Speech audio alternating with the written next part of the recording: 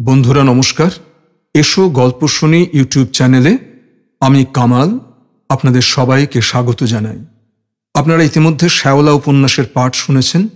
আজ আপনাদের জন্য নিয়ে এসেছি শীর্ষেন্দু মুখোপাধ্যায়েরই আরেকটি নতুন উপন্যাস, যার নাম বৃষ্টির ঘ্রাণ।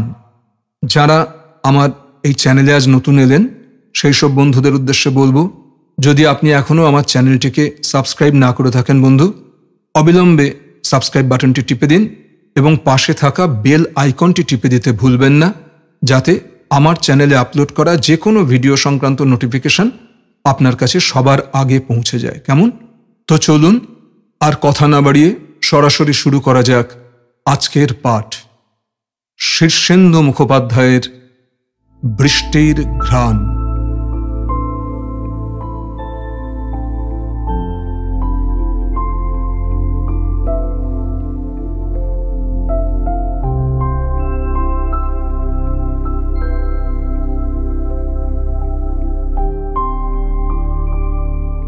এক সোম সুন্দর। দীর্ঘ শীর্ণ কালো মানুষটা নৌকোর ওপর বসে আছে, হাতে জুতমতো ধরা গাঁজার কলকে। চোখের দৃষ্টি একটু উদাস, রুক্ষ লম্বা চুল ওড়ে হাওয়ায়। পাশে রাখা লাঠি গাছ, তীব্র গতিতে উড়ে যাচ্ছে ছিপ নৌকো, বোঠে মেরে ঘেমে যাচ্ছে ২০ জোয়ান। ২০ গাছ লাঠি নিরীহের মতো পড়ে আছে নৌকোর খোলে, শীতকালের সাপের মতো নির্জীব। আগে পেছনে আরও কয়েকখানা ছিপ উঠছে। দক্ষিণপুর আর বেশি দূর নয়, বেলাও শেষ হয়ে এলো। সিংপাড়ার কাছে নদী বাঁক নিয়েছে। বাঁকের মুখে প্রকাণ্ড পুরনো অশ্বত্থ, সেই বুড়ো গাছের তলা ক্ষয় করেছে নদী। গভীর মাটির নিচেকার শিকড় অজগরের পরিবারের মতো দেখায়। বুড়ো গাছটার কোমরের জোর গেছে, এখন ঝুঁকে নদীতে নিজের ছায়া দেখে। সেই অশ্বত্থের পিছনে অস্ত যাচ্ছে সূর্য, রাঙা আলো ঢেলে দিচ্ছে। ওই আলো সরে গেলে দক্ষিণপুর গাঁয়ে ঠিক ওই রকম আলো জ্বলে উঠবে, কিংবা ওর চেয়ে কিছু বেশি। আগুনের শিখা লাফ দিয়ে উঠে আকাশ চাটবে। একখানা ঘরও থাকবে না দাঁড়িয়ে। তখন ওই দীর্ঘ শীর্ণ কালো মানুষটি আর তার ১০০ জোয়ান লাঠি হাতে পাহারা দেবে সেই আগুন, যেন কেউ এক ঘটি জলও ঢালতে না পারে আগুনে। দক্ষিণপুর আর বেশি দূর নয়। সূর্যও নিভে এলো। মানুষটি উদাস চোখে সামনে তাকিয়ে আছে। কপ কপ বোঠের শব্দ, নিঃশব্দে মানুষটি গাঁজা টানে। ছিপ নৌকোগুলো উড়ে যাচ্ছে। মানুষটা স্বপ্ন দেখছে, আগুনের স্বপ্ন। হয়তোবা দৃশ্যটা সত্য নয়, হয়তোবা সত্য। আমি কল্পনায় দৃশ্যটা মাঝে মাঝে দেখি। ওই দীর্ঘ মানুষটি আমার ঠাকুরদা কুমুদ বন্ধু রায়। আমি যখন খুব ছোট, তিনি তখন খুব বুড়ো। সেই বয়সেও তার শরীরে এক বিন্দু মেদ সঞ্চার হয়নি। শ্বাস নিলে পাঁজরের মোটা হাড় ফুলে উঠত। তার উপর দিয়ে কেঁচোর মতো শিরা উপশিরা। মল্লের মতো কাপড় পরতেন, খালি গা, হাতে গাঁজার কলকে। দুটি কোটরগত চোখে প্রেতের মতো চেয়ে থাকতেন। যখন হাঁটতেন মনে হতো মানুষটি রণ পায়ে চলেছে। মাঠঘাট পার হতেন কোনাকুনি, রাস্তাঘাটে তোয়াক্কা না রেখে। কেউটে গোখরোরা সমঝে চলত। পারতপক্ষে তার রাস্তায় শরীর বাড়াত না। শেষ যৌবনে গাঁজায় নেশা হতো না বলে আফিং ধরেছিলেন। ডালা ডালা খেতেন। ওই মানুষকে কামড়ালে রক্ষে আছে? বুড়ো বয়সে লোকটা কিংবদন্তির মানুষ। তখন বাঙালির হাতের লাঠি খসে পড়েছে প্রায়। তবু শৌখিন লেঠেলরা আসত শিখতে। পাকশাট মেরে উঠোনে তারা কসরত করত। দাদু তাঁর প্রেত চোখে উদাস চেয়ে দেখতেন। যাতে ছিলেন কুলীন কায়স্থ, কিন্তু বৃত্তি বর্ণানুসারে গ্রহণ করেননি বলে তাঁকে অনেকেই ব্রাত্যদোষে দুষ্ট মনে করত। তিনি জমিদারের তাঁবে লেঠেলদের সর্দারি করতেন। হুড় দিয়ে গিয়ে পড়তেন গাঁ গ্রামে। পূর্ববঙ্গের ডাকাবুকো, সাহসী, কুশলী নমশূদ্ররাই তাঁর প্রিয় সঙ্গী ছিল। কুলগুরুর বংশের শেষ সন্তান পুলিনবিহারী দেব শর্মণ। তার অবস্থা ভালো ছিল। জমি, পুকুর, বাগান ছিল বিস্তর। আমার ঠাকুরদার বাবা তাঁর পুকুরে মাঝরাতে গোপনে জাল ফেলেছিলেন বলে পুলিন বিহারী তাকে সকলের সামনে খড়ম পেটা করেন। দাদু তখন ভরা জোয়ান, নীরবে দৃশ্যটা দেখে প্রেত চোখে চেয়ে কেবল বলেছিলেন, তোমার মুখে পেচ্ছাপ করব। তাই করেছিলেন। পুলিন বিহারী পাশের গাঁয়ে তাগাদা সেরে ফিরছিলেন, সঙ্গে একজন লাঠিধারী পাইক, পাইকের হাতে হ্যারিকেন। পুবের মাঠে দাদু ওঁত পেতে বসেছিলেন, হাতে রামদা। সেটা হ্যারিকেনের আলোতে ঝলকাতেই পাইক হ্যারিকেন ফেলে দৌড় দিল। পুলিন বিহারীকে কাটলেন দাদু। সকালে সবাই এসে দেখল পুবের মাঠে এক কবন্ধ মূর্তি হাঁটু মুড়ে বসে আছে। দুই হাঁটুর মাঝখানে তখনও ধোঁয়াচ্ছে হ্যারিকেনটা। একটু দূরে মাথাটা পড়ে আছে। হাঁ করা মুখে তখনও এক কোষ পেচ্ছাপ, গড়িয়ে পড়ছে কষবে। আমার ঠাকুরদার গায়ে কুলগুরুর রক্তের ছিটে এসেছিল। বুড়ো বয়সে তিনি গায়ের জ্বালার কথা বলতেন, গা বড় জ্বলে, গা জ্বলে যায়। কে জানে গায়ের এই জ্বালার জন্যই লাঠিসরকি ধরেছিলেন কিনা। আমার বাবা কদম সুন্দর রায়ের শরীরে অল্প বয়সেই মেদ সঞ্চার হয়েছিল। লাঠিসরকি জীবনে ধরেননি। মামাবাড়িতে থেকে পড়াশোনা করতেন, পড়াশোনায় ভালোই ছিলেন। বাপের ব্রাত্যদোষ স্খলনের জন্য তিনি প্রাজাপত্য প্রায়শ্চিত্ত করে উপবেদ ধারণ করেন। তিনি ঠাকুরদাকে বোঝাতেন, বর্ণ হিন্দুদের প্রত্যেকেরই উপবেদ ধারণ অবশ্য কর্তব্য। দাদু সবই শুনতেন, তবু উদাসভাবে চেয়ে থাকতেন। আমরা তিন ভাই, সকলেরই পইতে হয়েছিল। ঠাকুরদার উপার্জন মন্দ ছিল না, নিষ্কর জমিও ছিল বিস্তর।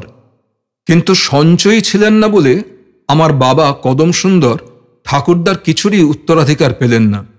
তাকে পোস্ট অফিসের চাকরি নিয়ে বিদেশে চলে যেতে হলো। ঠাকুরদার মৃত্যু হলে আমরাও বাবার কাছে চলে গেলাম। ফরিদপুরের সেই গ্রামের কথা এখন আর আমার কিছুই মনে নেই।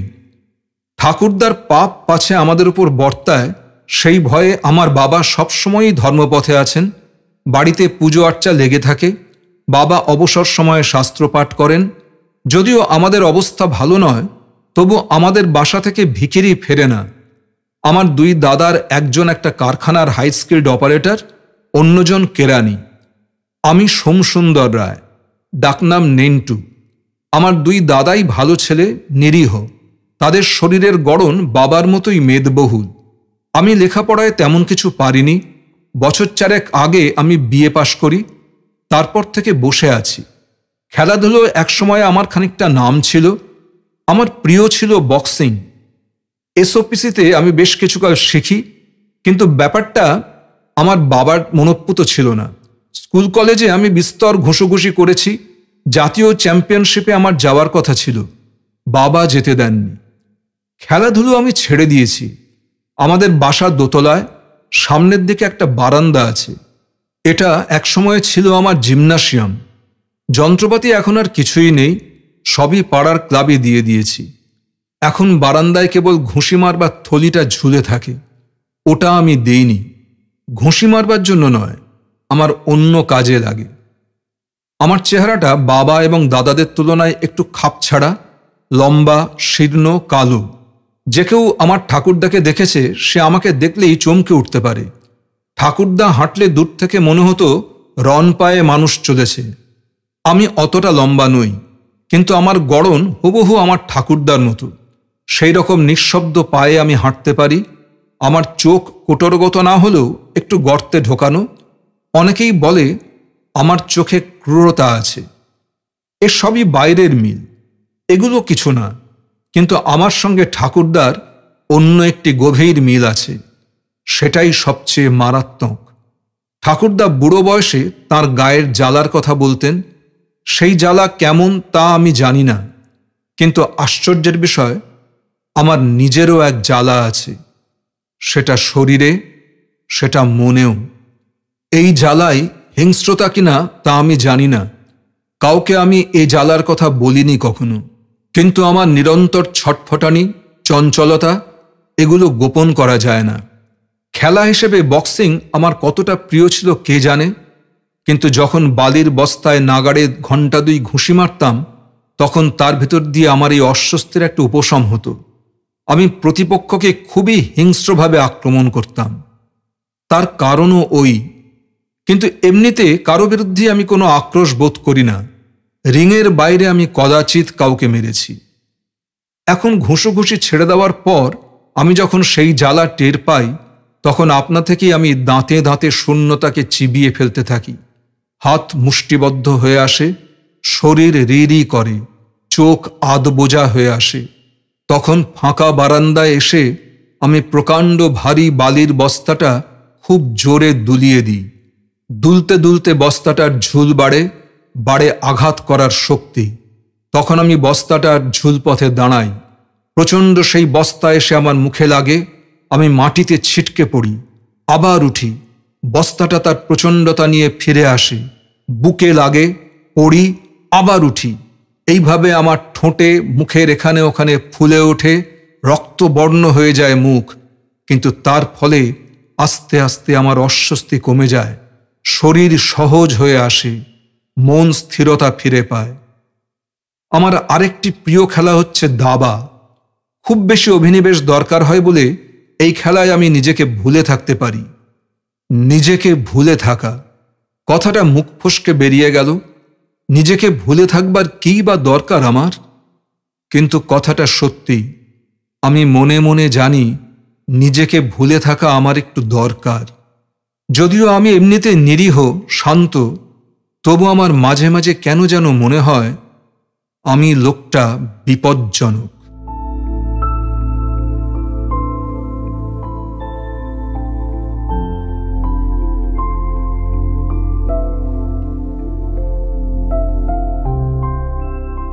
দুই, মঞ্জু। আমি মঞ্জু। এখন আমি যেখানে দাঁড়িয়ে আছি সেটা একটা পোস্ট অফিস। রাসবিহারী পোস্ট অফিসে মাসের প্রথম দিকটায় এরকমই ভিড় হয়। মানি অর্ডারের লাইনটা বেড়ে বেড়ে ঘুরে ফিরে বাইরে চলে গেছে। ভিড় রেজিস্ট্রেশনে, স্ট্যাম্পে, ভিড় সব জায়গায়। এই ভিড়ে কিছু ভাবা যায় না, লেখা যায় না। অথচ অদ্রিকে আমার চিঠিটা লেখা খুব দরকার। আধ ঘন্টা ধরে চিঠি লেখার হেলানো বোর্ডের সামনে আমি দাঁড়িয়ে আছি। সামনে খোলা ইনল্যান্ড, ইনল্যান্ডের পাশে আমার ভ্যানিটি ব্যাগ আর রোদ চশমা। আমার পিছনেই স্ট্যাম্প কাউন্টার। আমার গা ঘেঁষে লোক আসছে যাচ্ছে। আমি কিছু লিখতে পারছি না, আমার কিছু মনে পড়ছে না। অদ্রিকে চিঠি লেখা এত শক্ত ছিল না মোটেই। ওর সঙ্গে আমার বিয়ে ঠিক হয়ে আছে 4 বছর আগে থেকেই। তখন ও শিবপুর ইঞ্জিনিয়ারিং কলেজের ছাত্র। ইতিহাসটা একটু আগে থেকে বলি। এক সময় আমরা খুব গরিব ছিলাম। আমার বাবা ছিলেন রেলের ডিটিএস অফিসের সামান্য কেরানি। কিন্তু চিরদিন কারো সমান যায় না। বাবা অনেক চেষ্টায় কেরানি থেকে মালবাবু হলেন। উত্তর বাংলার একটা ছোট্ট স্টেশনে তার পোস্টিং হলো। স্টেশন ছোট, কিন্তু কমলালেবু, চা, কাঠ এইসব বুকিংয়ের জন্য স্টেশনটির নাম ছিল। সেখানে যাওয়ার পর থেকে আমরা ভালো থাকতে লাগলাম। ভালো খাই, ভালো পড়ি। বাবার মুখটা তখন থেকেই ভারী ভারী হয়ে এলো। মাকে দেখাতো হাসি খুশি। 5 বছর পর বাবা চাকরি ছেড়ে দিলেন। বাবার নামে ওয়ারেন্ট নিয়ে পুলিশ এলো, কিন্তু বাবা ছাড়া পেলেন। আমরা বুঝতে পারলাম না বাবা কি এমন ঘুষ খেয়েছেন যাতে এত গোলমাল হলো। ঘুষ সবাই খায়, আমরা বাচ্চারাও তা জানতাম। চাকরি ছেড়ে বাবা আমাদের কলকাতায় নিয়ে এলেন। কলকাতার বাড়িতে পা দিতেই বুঝতে পারলাম চাকরি ছেড়ে দেওয়া ছাড়া বাবার আর কিছুই করার ছিল না। কারণ আমাদের বাড়িটা বাবা করেছেন বালিগঞ্জে, বিরাট বাড়ি। তার ঘরে ঘরে ফ্যান ঘুরছে, স্টিক লাইট জ্বলছে, সোফা, কোচ, ইংলিশ খাট, ঠিক সিনেমায় দেখা বড়লোকের বাড়ির মতো সব কাণ্ডকারখানা। বাবা সব ঘুরিয়ে দেখিয়ে বললেন, এই হচ্ছে তোমাদের বাড়ি। সেই থেকে আমরা নিজেদের বড়লোক বলে জানি। বাবা অবশ্য বসে থাকলেন না, আরও বড়লোক হওয়ার জন্য ব্যবসা শুরু করলেন। এখন সেই সব ব্যবসাই চালু, লোহার কারখানা, অর্ডার সাপ্লাই, কনস্ট্রাকশন। আমরা 3 বোন, আমি ছোট। কলকাতায় আসার পরই 1 বছরের মধ্যে আমার বড় 2 বোনের বিয়ে হয়ে যায়। আমি তখন 10-12 বছরের। মা বাবার কোল পোছা মেয়ে, খুব আদরের। যখন যা চেয়েছি পেয়েছি। আমার স্বভাবটাই একটু একগুঁয়ে, জেদি। আমাদের পাশের বাড়িতে ফ্ল্যাটে ভাড়াটে এলো অদ্রিরা। না, প্রথমে অদ্রি নয়, অদ্রি তখন তার মামার বাড়ি বোম্বেতে। অদ্রির মা বাবা আর 2 বোন এলো ফ্ল্যাটটায়। একটা বোন আমারই বয়সী। ওরা দুই বোন জানালা খুলে প্রায়ই আমাদের বাড়ির দিকে চেয়ে থাকত। ওদের অবস্থা খুব খারাপ ছিল না, কিন্তু আমাদের তুলনায় কিছু না। তাই ওরা আমাদের বাড়ির রেডিওগ্রাম, ফ্রিজিডেয়ার, আসবাব এইসব লোভীর মতো দেখত আমি রোজ আলাদা শাড়ি পরি। চোখাচোখি হতে হতে ভাব আমি ওদের বাসায় যাই, ওরা আমাদের বাড়িতে আসে। তখন ওরা মাঝে মাঝে ওদের দাদা অদ্রির গল্প আমাকে বলতো, অ্যালবাম খুলে দেখাতো দাদার ছবি।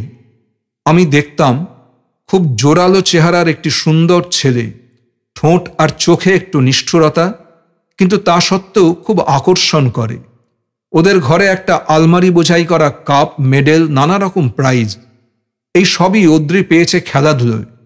সত্যি বলতে কি, অদ্রিকে না দেখেই মনে মনে তখন থেকে আমি তাকে চাইতে শুরু করি।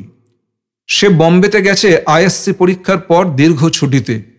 যাওয়ার আগে অবশ্য ইঞ্জিনিয়ারিং কলেজের অ্যাডমিশন টেস্ট দিয়ে গেছে।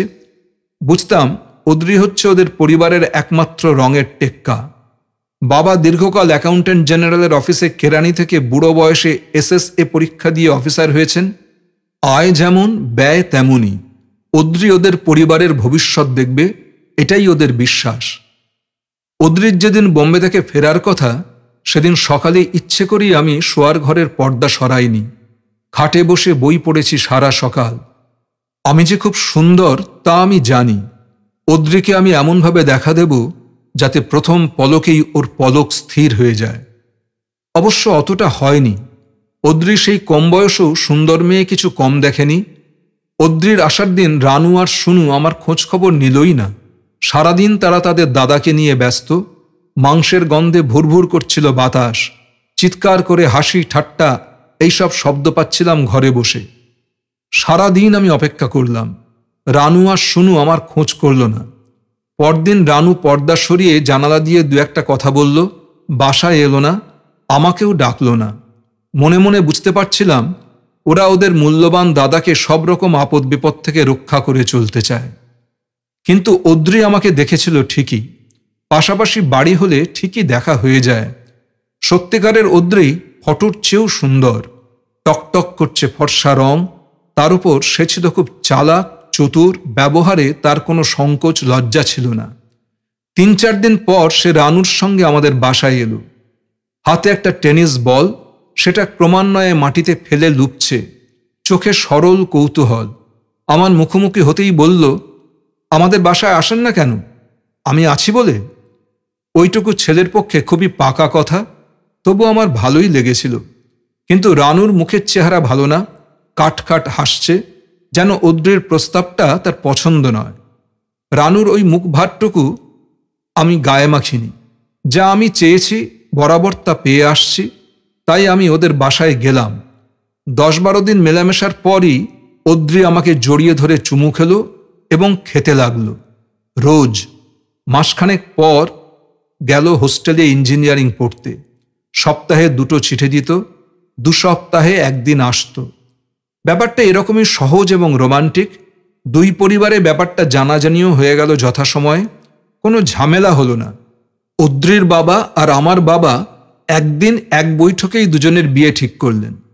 অদ্রি পাশ করল এবং সঙ্গে সঙ্গে চাকরি পেয়ে চলে গেল দুর্গাপুর। 4 বছর আগে রানুর বিয়ে হয়ে গেছে, সুনুরটা বাকি। ছেলে দেখা হচ্ছে, পছন্দ মতো পেলেই বিয়ে হয়ে যাবে। সুনুর বিয়েটা হয়ে গেলেই আমাকে বিয়ে করে দুর্গাপুরে নিয়ে যাবে অদ্রি। নিশ্চিন্ত এবং সুন্দর জীবন আমার। কোনোখানে কোনো গোলমাল নেই। সব যেন খাবারের মতো টেবিলের ওপর সাজিয়ে রাখা। আমি একটা একটা করে তুলে নিচ্ছি, খেয়ে যাচ্ছি। এখন এই সকাল 10টায় রাসবিহারী পোস্ট অফিসে দাঁড়িয়ে অদ্রিকে চিঠি লেখা যে কি শক্ত। বারবার রুমাল তুলে মুখে চেপে চেপে ঘাম মুছতে হচ্ছে। এবছর একটুও বৃষ্টি হয়নি। পত্রিকায় রোজ খরার কথা থাকে। কলকাতায় কলেরা লেগেছে খুব। এত গরম আমারও সহ্য হয় না। অদ্রিকে চিঠিটা লিখেছি মাত্র 3 লাইন। লিখেই ভারী অবাক হয়ে দেখছি এই 3 লাইনের যা কথা তা আমি অদ্রিকে আরও বহুবার লিখেছি। গত 7-8 বছর ধরে অদ্রিকে আমি সপ্তাহে 2টো চিঠি দিই। হিসেব করলে প্রায় 700-800 চিঠি দাঁড়ায়। অত চিঠিতে অদ্রিকে আমি ইনল্যান্ড আর খামে কেবল ভালোবাসার কথা লিখেছি, কখনো অভিমানের কথা, শরীরের যত্ন নেওয়ার কথা, নিঃসঙ্গতার কথা, কলকাতার কথা, মা বাবার কথা, শুনু রানুর কথা, ঘুরে ফিরে একই কথা, আর কেবল ভালোবাসা, চুমু, গভীর ভালোবাসা, নিবিড় চুম্বন। সপ্তাহে অদ্রিরও 2টো করে চিঠি পাই, সেই একই রকম। এখন ব্যাপারটা এমনই নিয়মে দাঁড়িয়ে গেছে যে মা বাবাও অদ্রির চিঠি আমার হাতে এনে দেন। আমি আর লজ্জা পাই না। কখনো মা জিজ্ঞেস করেন, কি লিখেছে, শরীর টরীর ভালো তো? আমি একটুও লজ্জা না পেয়ে বলি, ভালোই, ষাঁড়ের মতো মোটা হচ্ছে, রবিবারে এসেছিল দেখনি? মা বলে, ষাট, নজর দিস কেন? আমি লজ্জা পাই না, কেবল মুখটা ফিরিয়ে নিই। গত সপ্তাহেও অদ্রি এসেছিল তার গাড়ির ডেলিভারি নিতে, ক্রিমরঙা নতুন মার্ক 2। ওর নতুন গাড়িতে আমি খানিকটা বেড়ালাম। দিনকাল খারাপ বলে দূরে কোথাও যাওয়া গেল না। গড়ের মাঠের চারপাশে চক্কর দিয়ে গাড়ি রেখে ঘাসে বসলাম। অদ্রি আরও মোটা হয়েছে, একটু ভুঁড়ি হয়েছে, সুন্দর সব বাহারি জামা প্যান্ট পরে আজকাল, সুন্দর দেখায়। আমাদের মধ্যে অনেক কথা হলো। কথা বলতে বলতে একসময় আমি থেমে গেলাম। মনে হলো আমার বুকে একটা গোপন টেপ রেকর্ডার আছে, সেই যন্ত্র থেকে কথাটা উঠে আসছে। যেসব কথা অদ্রিকে আমি মাসখানেক আগেও বলেছি। তখন অদ্রির দিকে চুপ করে চেয়ে রইলাম। অদ্রি জিজ্ঞেস করল, কি হলো, কথা বলছো না যে? চমকে উঠলাম। এ প্রশ্ন ও আগেও কতবার করেছে। আমি হাসলাম, কথা বললাম। 2টি টেপ রেকর্ডার ঘাসের ওপর বসে ঘুরে ঘুরে কথার ফিতে শেষ করে গেল। গাড়িতে উঠেছি। অদ্রি গাড়ি ছেড়ে হঠাৎ মুখ ফিরিয়ে খুব নতুন একটা কথা বলল। গাছপালাগুলো দেখেছ, কেমন যেন শুকিয়ে যাচ্ছে সব। বললাম, এবছরটা একদম বৃষ্টি নেই, খুব খরা। চাষবাসের যে কি হবে এবছর, দুর্গাপুরের ওদিকটাও। আমি হেসে বললাম, গাড়ির রংটা সত্যিই সুন্দর হয়েছে, সামনের বছর এই রংটাই থাকবে তো? অদ্রি খুশি হয়ে বলল, তুমি বললেই থাকবে, আমি কি নিজের পছন্দের রং করব? তোমার যা পছন্দ, এ রংটাই ভালো। এইরকমই সব কথাবার্তা আমাদের। কথার কিছু ঠিক থাকে না। বড় জংশন স্টেশনে ঢুকবার সময় গাড়ি যেমন এক লাইন থেকে ক্রমান্বয়ে আরেক লাইনে সরে সরে যায়, তবু আমাদের কথাগুলি কেবলই ঘুরপাক খায়, একই কথা ফিরে ফিরে আসে। শিগগিরই আমার আর অদ্রির বিয়ে হয়ে যাবে। আর কি লেখার আছে অদ্রিকে? কি লিখব? আরও ভালোবাসার কথা, আরও চুমু। চিঠিটা শেষ করা সত্যি এমন কিছু নয়, সব আমার মুখস্থ আছে, লিখে গেলেই হলো। কিন্তু কেন যেন ইচ্ছে করছে না। 3 লাইন লিখে আটকে আছে চিঠিটা। খোলা কলমের মুখে শুকিয়ে যাচ্ছে কালি। আমার কিছু মনে পড়ছে না, কিছু ভাবতে পারছি না। এবছর একদম বৃষ্টি নেই, খুব গরম। পোস্ট অফিসের ভেতরটা ভেপে আছে, গায়ে গায়ে ভিড়। এই ভিড়ের মধ্যে কিছু লেখা যায় এই গরমে? হেলানো বোর্ডটার ওপাশে একজন মাঝবয়সী লোক money order form fill up করতে করতে আর চোখে আমাকে দেখছে। কখনো মুখ নিচু করে দেখার চেষ্টা করছে চিঠিটাও। ইচ্ছে হচ্ছে লোকটার হাতে চিঠিটা তুলে দিয়ে বলি, পড়ুন। বিরক্তিকর। লোকটা চিঠিটা দেখছে বলে নয়, লোকটা দেখছে আমি 3 লাইন লিখে আটকে গেছি, আর লিখতে পারছি না। খুব অন্যমনস্কভাবে আমি একবার চোখ তুলে চারদিকের ভিড় দেখছি, কখনো চিন্তান্বিতভাবে চেয়ে দেখছি চিঠিটার দিকে। বুকের ভেতরে চলছে টেপ রেকর্ডার, কথাগুলো উঠে আসছে। লিখতে ইচ্ছে করছে না, লিখতে চাইছি না। ঠিক এই সময় ভিড়ের ভেতর থেকে কে যেন চেঁচিয়ে বলল, মিলেছে, মিলেছে, সই মিলেছে। চমকে উঠলাম। তাকিয়ে দেখি এক ভিড় লোক সেভিংস অ্যাকাউন্টের কাউন্টারের দিকে তাকাচ্ছে। ছেলেটা কালো, হিলহিলে লম্বা চেহারা, একটু গর্তে ঢোকা চোখ, পরনে ভাঁজহীন প্যান্ট আর আধময়লা হাওয়াই শার্ট। মুখখানা দেখার মতো নিষ্ঠুর। নাকটা কেমন যেন ভাঙা, বাঁকা, মুখে কিছু কাটা ছেঁড়ার দাগ। ছেলেটা হাত উঁচু করে উইথড্রয়াল ফর্ম জনসাধারণকে দেখাচ্ছে, মুখে সরল হাসি। ভিড় থেকে গলা বাড়িয়ে কে একজন জিজ্ঞেস করল, কি মিলেছে দাদা? ছেলেটা সরল মুখে বলল, সই, গত 4 দিন চেষ্টা করছি, প্রায় 20টা ফর্ম নষ্ট করে এইমাত্র মিলল। বুঝলেন মশাইরা, আমি টাকাটা পাচ্ছি। খরার গরমে বিরক্তিকর দীর্ঘ লাইনে দাঁড়িয়ে থাকা মানুষেরা এই প্রথম একটু হাসল। আমি হাসলাম না, ভ্রু কুঁচকে তাকিয়ে থাকলাম। ছেলেটিকে আমি কোথাও দেখেছি। টাকা পেয়ে ছেলেটা আবার হাতের টাকা উঁচু করে জনসাধারণকে দেখিয়ে বলল, পেয়েছি, টাকা পেয়েছি। একজন বলল, বাকাপ দাদা, একটা ভোজ দিন আমাদের। উইথড্রয়াল ফর্মে সই মেলানো যে কি শক্ত তা আমি জানি, কিন্তু এরকম চেঁচেমেচি করার কি আছে? পাগল। কিন্তু ওকে আমি কোথায় দেখেছি? ভাবতে ভাবতে আমি আবার চিঠিটার দিকে তাকাই। ওদ্রিকে আমি কি লিখব? ওপাশে money order form fill up বন্ধ রেখে মাঝবয়সী লোকটা ঘাড় ঘুরিয়ে মজা দেখছে। মজা দেখা হয়ে গেলে আবার আমাকে দেখবে, চিঠিটা পড়ার চেষ্টা করবে। তার চেয়ে এইভাবেই চিঠিটা শেষ না করে ডাকে ফেলে দিলে কেমন হয়? ইতিটিতে কিছু লিখব না, নাম লিখব না। ওদ্রি চিঠি পেয়ে নিশ্চয়ই ভীষণ অবাক হবে, দুশ্চিন্তা করবে, ভাববে নিশ্চয়ই চিঠিটা এই পর্যন্ত লেখার পর কোনো দুর্ঘটনা ঘটেছে। হয় আমার মাথা খারাপ হয়ে গেছে, নয়তো আমি মারা গেছি। ভাবতে ভাবতে ওদ্রি চলেও আসতে পারে। লম্বা কালো ছেলেটা ভিড় ঠেলে বেরিয়ে যাচ্ছে। অনেকেই দেখছে ওকে, ভাবছে পাগল নয় তো। পাগল বড় বেড়ে গেছে আজকাল। আমিও ছেলেটাকে ভ্রু কুঁচকে দেখলাম। কোথায়, কবে দেখা হয়েছিল আমাদের? ছেলেটা বেরিয়ে গেলে আমি সত্যিই চিঠিটা বন্ধ করলাম, ডাকবাক্সে ফেলে বেরিয়ে এলাম বাইরে। চারপাশে চেয়ে দেখলাম কোথাও সেই কালো লম্বা ছেলেটিকে দেখা যাচ্ছে কিনা। না, নেই। ফুটপাতে পা দিতেই এক ঝলক খরার রোদ এসে গায়ে পড়ে, সমস্ত শরীর চিড়বিড়িয়ে ওঠে। রোদ চশমা পরে আকাশ দেখলে মেঘলা লাগে, কিন্তু আমি জানি আকাশে এক ফোঁটা মেঘ নেই, বহুদিন ধরেই নেই। এমন অদ্ভুত আবহাওয়া আমি বহুকাল ধরে দেখিনি। একেই কি আকাল বলে? খবরের কাগজে এই নিয়ে খুব লেখালেখি হচ্ছে আজকাল, ওদ্রিও বলছিল। কিন্তু কলকাতায় নিজের চারদিকে তাকালে আকালের কোনো চিহ্ন দেখি না। একটু অন্যমনস্কভাবে হেঁটেছিলাম। ওদ্রিকে লেখা অসমাপ্ত চিঠি, কিংবা পোস্ট অফিসের সেই কালো লম্বা ছেলেটা, কিংবা এবারকার গরম, এরকম কিছু একটা ভাবছিলাম। লক্ষ্য করিনি কিছু দূরে একটা চায়ের দোকানের সামনে গাছতলায় বসে থাকা কয়েকটা অল্প বয়সী ছেলে আমাকে দেখছে। এরকম কত ছেলে বসে আছে কলকাতার রাস্তায় রাস্তায়, কে অত লক্ষ্য করে? আমিও করিনি। কাছাকাছি আসতেই হঠাৎ দেখি আমার যাওয়ার রাস্তা জুড়ে দুটো ছেলে মারামারি করছে। সত্যিকারের মারামারি নয়, ওদের ঠোঁটে সিগারেট, মুখে হাসি। আমার রাস্তা আটকানোই উদ্দেশ্য। এ ওর দিকে লাথি ছুঁড়ে গালাগাল দিচ্ছে। আমি দাঁড়িয়ে পড়লাম। গাছতলায় বসে থাকা ছেলেদের একজন চেঁচিয়ে বলল, এই হাবু, রাস্তা ছেড়ে দে, দেখছিস না দাঁড়িয়ে আছে? অমনি দুজন দুদিকে সরে দাঁড়ালো।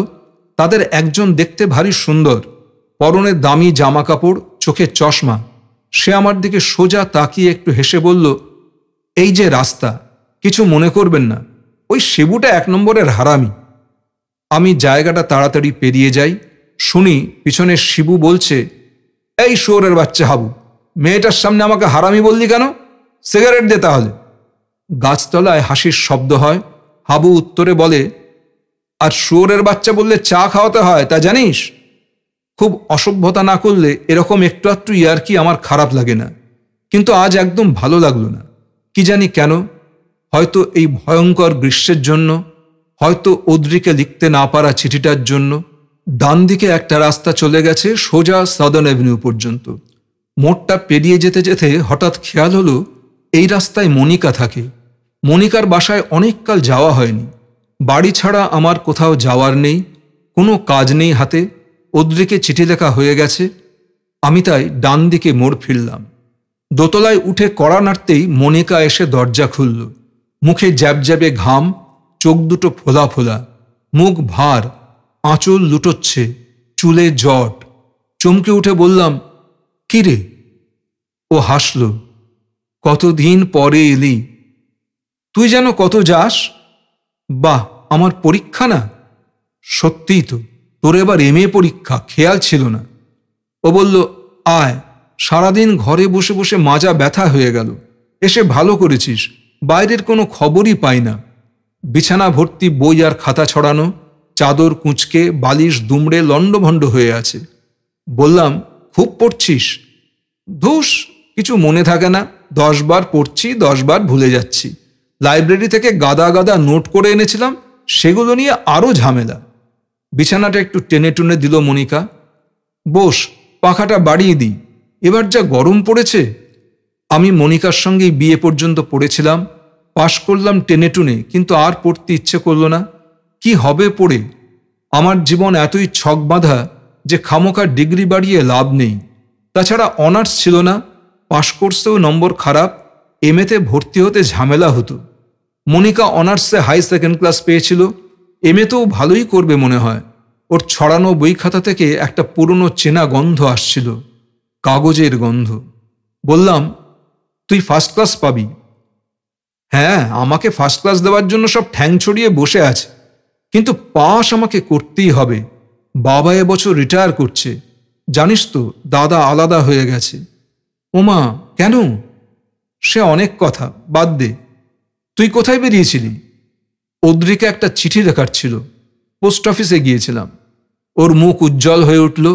অদ্রির নাম উল্লেখে অনেক মেয়েরই এরকম হয়, আমার একটুও হিংসে হয় না। কি লিখলি? আমি ঠোঁট উল্টে বললাম, লেখা হলোই না, 3 লাইন লিখে ফেলে দিয়ে এলাম। পরীক্ষার আগে মানুষ মোটা হয় জানতাম না, তুই কিন্তু হয়েছিস। মনিকা নিজের হাতখানা ঘুরিয়ে ফিরিয়ে দেখল, তারপর মুখ তুলে বলল, ভাবি হেডমিস্ট্রেসের লক্ষণ দেখা যাচ্ছে। চল বেরো, ঘরে বসে বসে মুটিয়ে যাচ্ছিস। কোথায় যাবি? দোকানে, শাড়ি কিনব। ও হাসল। তার মানে তোর মেজাজ ঠিক নেই। বরাবর দেখেছি মেজাজ বিগড়লে তুই শাড়ি কিনিস। লজ্জা পেয়ে বলি, মেজাজটা ঠিক নেই ঠিকই। চিঠিটায় কী সব আবোল তাবোল লিখলাম। রাস্তায় কতগুলো ছেলে পিছনে লাগলো। লাগতেই পারে, আমাদেরই ইচ্ছে করে। চল না বাবা। ও পোশাক পরে এলো, রাস্তায় পা দিয়েই বলল, এবছর একটুও বৃষ্টি নেই দেখেছিস? রোদ চশমা চোখে দেওয়ার আগে আমি মুখ তুলে আকাশ দেখলাম, পিঙ্গল আকাশ, ধুলোয় আকাশের নীল ঢেকে গেছে। আমি রোদ চশমাটা পরে নিলাম। অমনি মেঘের ছায়ার মতো চারদিক স্নিগ্ধ হয়ে গেল। বৃষ্টি না হলে জিনিসপত্রের দাম বাড়বে, এবছরই বাবা রিটায়ার করছেন। এসব কথা আমার ভালো লাগে না। গড়িয়াহাটার বিরাট দোকানটায় ঢুকে 1000টা শাড়ির ভেতরে ডুবে না গেলে আর নিস্তার নেই। ও ফের বলল, তোর জীবনটা কি সুন্দর, বিয়ে ঠিক হয়ে আছে, অদ্রির মতো সুন্দর ছেলে, তার উপর ইঞ্জিনিয়ার। আর আমি তো বিয়ের কথা ভাবতেই পারি না। এমএ পাশ করেই চাকরি খুঁজব হন্যে হয়ে। আমি ঠোঁটলটাই, ও সবাই বলে, আবার ঠিক বিয়েও হয়ে যায়। মনিকা ম্লান হাসে। না রে, দাদা বৌদি আলাদা হয়ে গেল, এখন সংসারের খরচ অনেক, একা বাবা কি করে সামলাবে? টুকুনটার জন্য যা কষ্ট হয়, যাওয়ার সময় গড়িয়ে কেঁদেছে। ওইটুকু ছেলে, ও তো সংসারের ন্যায় অন্যায় বোঝে না। 2 মাস হয়ে গেল, একদিনও দাদা বৌদি আসেনি। টুকুনকে আমরা 2 মাস দেখি না। মনিকার চোখ ছলছল করছিল, হাতের রুমালে চোখ মুছে নিল, চোখ মুছেই আবার হাসল। তোদের বিয়ে কবে? জানি না, ঠিক নেই। ঠিক তো হয়েই আছে বাবা। তা আছে বলে শ্বাস ছাড়ি, তারপর বলি, তবু আসলে কিছু ঠিক নেই, কি হতে কি হয়ে যায়। বাতাসে রহস্যের গন্ধ পেয়ে মনিকা টুকুনের দুঃখ ভুলে গেল। মুখ উঁচু করে বলে, তার মানে? অদ্রির সঙ্গে যে বিয়ে হবেই তা কে বলবে? অন্য কোথাও তো হতে পারে। কি করে হবে? অদ্রি তোর কিছু বাকি রেখেছে? ব্যাগটা তুলে ওকে তাড়া করি, ও মাথা নিচু করে হাসে। গড়িয়াহাটার প্রকাণ্ড দোকানটায় ঢুকতেই রঙের জগতে হারিয়ে যেতে থাকি। একটার পর একটা শাড়ি দেখি, মনটা আস্তে আস্তে ভালো হয়ে ওঠে।